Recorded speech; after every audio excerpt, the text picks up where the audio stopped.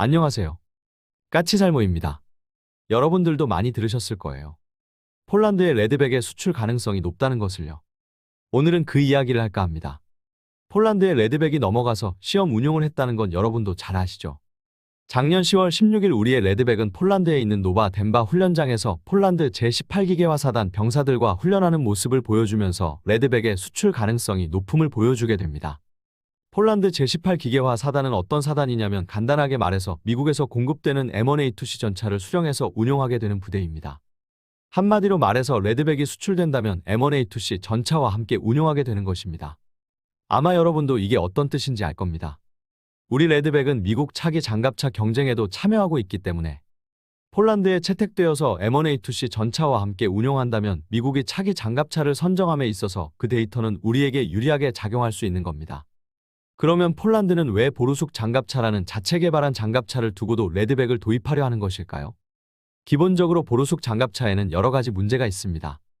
우선 첫 번째는 배치 시기입니다. 보르숙 장갑차는 기본 개발이 끝난 게 2019년경입니다. 그래서 야전 테스트와 공장 건설 등을 해서 실제로 본격 생산이 되는 건 2025년부터입니다. 지금 보르숙을 개발하고 있는 폴란드의 HSW사는 2025년부터 연간 160대를 생산할 수 있다고 이야기하지만 솔직히 그리 생산할 수 있을지 의문이고요. 더욱더 폴란드가 필요한 보병 전투차의 수량은 1,000대가 넘는데 HSW사의 주장이 사실이라고 해도 보르숙을 전부 생산하는 데는 6년 이상이 걸린다는 것입니다. 그리고 현실적으로 바로 연간 160대를 생산할 수 있을 리도 없고요. 그리고 그 밖에도 또 문제가 있는 게 보르숙의 방어력입니다. 현재 보르숙은 워터제트까지 가지고서 수상주행을 할 수 있게 만들어지고 있습니다. 그러나 보르숙은 수상주행 능력을 갖추고 있지만 우리 K-21 장갑차처럼 별도의 보조 부력 장치 같은 걸 가지고 있지 않아요. 그럼 보르숙은 어떻게 물에 뜨는 걸까요? 결론은 보르숙은 차체의 크기를 대폭 키워서 큰 차체로 부력을 형성하고 있습니다. 그래서 보르숙은 우리 K-21 장갑차보다도 훨씬 큰 장갑차입니다. 문제는 25톤밖에 하지 않는 장갑차가 1위 차체가 크니 당연히 방어력이 떨어지겠죠. 그래서 폴란드에서는 보르숙에 15톤 정도의 추가 장갑을 장착하는 개발에 들어갑니다. 그런데 문제는 이 장갑은 현재 아직 개발이 안 되었다는 점입니다. 실제로 보르숙이 배치되고 이 보르숙에 장착해서 야전 테스트까지 하게 되면 이 추가 장갑은 보르숙이 배치되고도 한참 뒤에나 보르숙에 적용될 것으로 보입니다. 솔직히 추가 장갑의 개발 자체가 실패할 가능성도 높고요. 그럼 보르숙이 배치되고도 한참 동안은 M1A2C 전차와 제대로 된 합동 작전이 힘들다는 거죠. M1A2C는 강력한 방어력이 장점인데 함께 작전하는 장갑차의 방어력이 너무 떨어지면 전차만이 전장에서 돌출되어서 싸워야 할 수 있기 때문입니다. 그래서 M1A2C와 합동 작전이 가능한 중장갑을 가진 장갑차가 폴란드에는 필요했던 것이고 원래 처음에 폴란드가 원했던 장갑차는 영국의 에이젝스 장갑차입니다. 폴란드의 화력과 방어력 요구를 충족할 수 있는 장갑차는 영국의 에이젝스 장갑차뿐이기 때문이라고 합니다. 그러나 문제는 에이젝스 장갑차가 어떤 문제가 있는지는 여러분도 아주 잘 아실 것입니다. 네, 그렇죠. 지금 에이젝스 장갑차는 엄청난 진동과 소음으로 인해서 승무원의 청력에까지 악영향을 미칠 정도의 상태이고 폴란드가 도저히 도입할 수 있는 상태가 아닙니다. 그래서 폴란드에서는 에이젝스 장갑차를 포기하고 그 다음에 폴란드가 선택할 수 있는 장갑차는 우리의 레드백과 독일의 링스뿐입니다.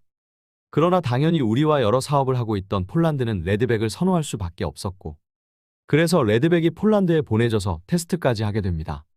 그럼 정말 폴란드의 레드백이 선택될 가능성이 높을까요? 솔직히 말해서 이런 이야기할 때마다 좀 모호한데요. 많은 유튜버가 어느 나라에 뭐가 수출된다 떠들기만 했지 정작 그 실상과 그 후 진행 과정은 이야기해주지 않습니다. 그래서 제가 어쩌다 보니 그런 이야기를 자주 다루게 되고 많은 경우 긍정적이지 못한 이야기를 하게 되죠. 그럼 제가 이런 이야기를 하는 거 보면 알겠죠. 별로 긍정적인 이야기를 하지 못한다는 것을요. 제가 전에 폴란드의 안드레이 두다 대통령은 우리나라에 장비를 대량 도입하는 걸 환영하고 적극 지지를 보낸다고 했습니다. 그러나 그 반대편에 있는 세력들은 유럽 국가들과의 공조의 중요성을 내세우면서 두다 대통령의 정책은 잘못되었다고 공격하고 있다고 이야기한 바가 있습니다. 물론 두다 대통령의 임기는 2025년까지고 다른 대부분의 사업은 그 전에 진행되기 때문에 정권이 바뀌어도 크게 뒤집지는 못할 것입니다. 그러나 문제는 레드백 수출은 바로 이 영향을 가장 직격으로 받는 사업입니다. 현재 폴란드와 우리와 체결된 계약의 총금액만 18조 원에 달한다고 합니다. 그래서 지금 두다 대통령이 임기가 남아있지만 보병전투차 수입에 대한 추가 예산 승인을 의회에서 받기는 힘들다고 합니다. 야당에서 너무 강력히 반대하고 있기 때문입니다. 그럼 레드백의 폴란드 수출 가능성은 전혀 없을까요? 그건 아닙니다. 아시겠지만 폴란드는 우리나라로부터 자주포 전차 다연장까지 수입하고 있고 핀란드로부터 AMV 차륜형 장갑차를 수입하고 있으며 미국으로부터도 전차와 하이마스 다연장을 수입하고 있습니다. 그래서 현재 폴란드의 기갑장비 중에서 이제 가장 취약한 부분이 바로 보병전투차입니다. 폴란드의 현주력 장갑차는 러시아의 BMP와 거의 비슷한 BWP입니다. 그런데 지금 폴란드는 전차와 마찬가지로 아주 많은 수량의 BWP를 우크라이나에 공급해주고 있고 우크라이나는 여전히 더 많은 수량의 장갑차의 공급을 원하고 있습니다. 그래서 만일 우크라이나 전쟁의 양상이 더 격화되고 우크라이나가 불리해지면 폴란드는 또다시 BWP를 대량으로 우크라이나에 넘길 것이고 그럼 폴란드의 보병전투차에 대한 공백이 더 커지게 됩니다. 지금의 상황은 야당이 다른 장갑차를 도입하자는 게 아니라 결론은 보루숙의 생산을 기다리자는 주장이기 때문에 우크라이나 전쟁의 양상이 급변하면 우크라이나의 장갑차를 더욱더 공급해야 하고 그럼 폴란드는 흑표전차나 K9 자주포 때처럼 이걸 급격하게 메꾸어야 할 필요가 있습니다. 물론 지금은 핀란드로부터 대량으로 도입한 AMV 차륜형 장갑차가 있기 때문에 전차나 자주포에 비해서 상대적으로 장갑차는 여유가 있기 때문에 야당의 보루숙을 기다리자는 의견이 받아들여지는 거지만 만일 공백이 더 커지면 어쩔 수 없이 우리 레드백을 도입해야 할 것입니다. 그러나 지금으로서는 서방권에서도 M113이나 마더 그리고 브래들리를 공급하고 있는 상태에서 우크라이나의 전황이 급격하게 나빠지지 않는 이상은 그런 일은 별로 벌어질 것 같지는 않고요. 그 대신 한화가 생각하는 게 보루숙 장갑차가 실패했을 때입니다. 그러나 이때는 한화는 레드백을 폴란드에 제한하려 하지 않고 새로운 장갑차를 제한하려 하고 있습니다. 제가 전에 수출형 장갑차를 한화가 개발하려 한다고 했지 않습니까? KNIFV라고 하는데요. 이 장갑차가 바로 폴란드의 요구 조건을 반영한 장갑차입니다. 분명 이 장갑차는 전에도 레드백이 거의 외국산 부품으로 이루어져 있기 때문에 국산화율을 높이기 위해서 개발하려 한다고 했었는데요.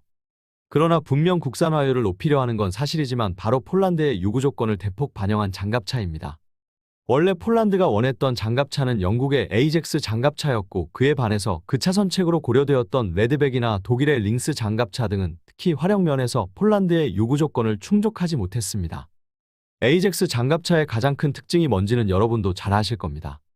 바로 40mm CTA4의 장착이죠. 그런데 마침 우리나라도 40mm CTA4를 개발하고 도입하려 하고 있고 그래서 이 새로운 장갑차도 이 포를 선택해서 폴란드의 요구 조건을 충족하려 하는 것입니다. 재미있는 점은 한화가 이 장갑차에 현공대전차 미사일이 아닌 천검을 탑재하려 한다는 점입니다. 아시겠지만 현공은 LIG가 만드는 미사일이고 지금은 현공의 사정거리를 연장한 사정거리 연장형이 개발되고 있어서 장갑차에 탑재하기에 충분하다고 할 수 있습니다. 그런데 지금 한화는 천검의 무선 유도형을 개발하려 하고 있습니다. 만일 현재의 천검을 그대로 장갑차에 탑재하게 되면 천검은 유선유도이기 때문에 장갑차의 기동에 제약을 받을 수밖에는 없습니다. 그래서 한화는 천검 미사일의 무선유도형을 개발해서 이 장갑차에 탑재하려 하는 것으로 보입니다. 자신들이 개발하는 장갑차이니 자신들이 개발한 미사일을 탑재하고 싶어 하나 보죠. 아무튼 그래서 현재 레드백은 우크라이나나 주변 상황이 급격하게 나빠지지 않는 이상은 현재로서는 폴란드에 대한 수출 가능성이 높지 않습니다. 솔직히 사람들은 수출될 거라는 이야기만 앞다투어서 전하고 있기 때문에 이런 이야기는 하는 사람이 저밖에는 없을 거예요. 저도 우리 무기의 수출 가능성이 높지 않다는 이야기는 썩 하고 싶지는 않습니다. 그러나 항상 모든 것이 성공으로 이어지지 않는다는 건 여러분도 잘 아실 겁니다. 그게 현실이니까요. 그래서 저는 있는 그대로의 사실을 전하고 싶어서 이런 이야기를 꺼내보네요. 이상 영상 봐주셔서 감사합니다.